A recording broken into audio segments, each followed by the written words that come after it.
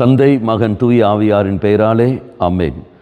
இயேசு கிறிஸ்துவின் அன்புமிக்க சகோதர சகோதரிகள் உங்கள் அனைவருக்கும் கிறிஸ்து இயேசுவின் அன்புக்கான வணக்கத்தை தெரிவித்துக் கொள்கின்றேன்.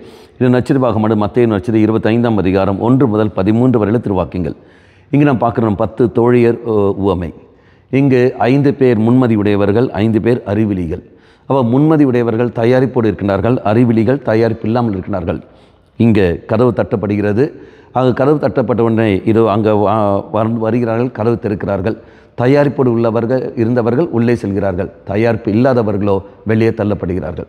மக்களே, நம்முடைய வாழ்க்கையில் நாம் பார்க்க வேண்டிய ஓரோ காரியத்திலும் ஒரு தயாரிப்பு இருக்க வேண்டும். நீயும் நானும் என்ன தயாரிப்போடு இருக்கின்றோம்? இந்த தெய்வீக அனுபவத்தில் நாம் தயாரிப்போடு வாழ்கிறோமா?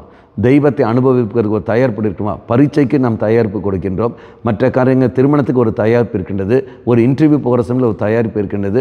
அப்போ எல்லா சூழல் வாழ்க்கையில் ஒரு தயாரிப்பு ஒன்று உண்டு. ஆனால் ஆன்மீக வாழ்க்கையில் கடந்து வரும்போது, தெய்வத்தை அனுபவிக்கிற நிலையில் நாம் கடந்து வருகின்ற போது, தெய்வத்தை சொந்தமாக்க வேண்டிய நிலையில் கடந்து வரும்போது ஒரு தயாரிப்பு இல்லாமலே நாம் இருக்கின்றோம். ஆலயத்துக்கு வருகின்ற பொழுது ஒரு தயாரிப்பு இல்லை, குடும்ப ஜெபமாலை ஜபிக்கின்ற போது ஒரு தயாரிப்பு இல்லை, பாவ சங்கீதம் செய்கின்ற பொழுது அதுக்கு ஒரு தயாரிப்பு இல்லை.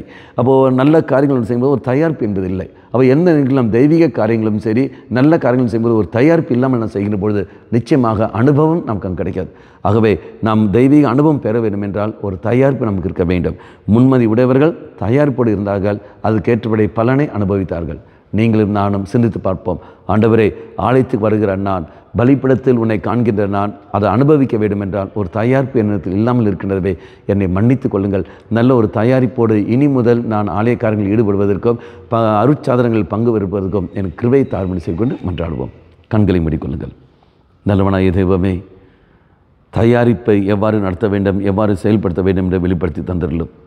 அதுக்கு ஏற்றபடி நான் இருக்கக்கூடிய கிருபையை தந்துள்ளோம். மாதாவே, எங்களுக்காக பரிந்து பேசும். தந்தை மகன் தூய ஆவியாரின் பெயராலே ஆமென்.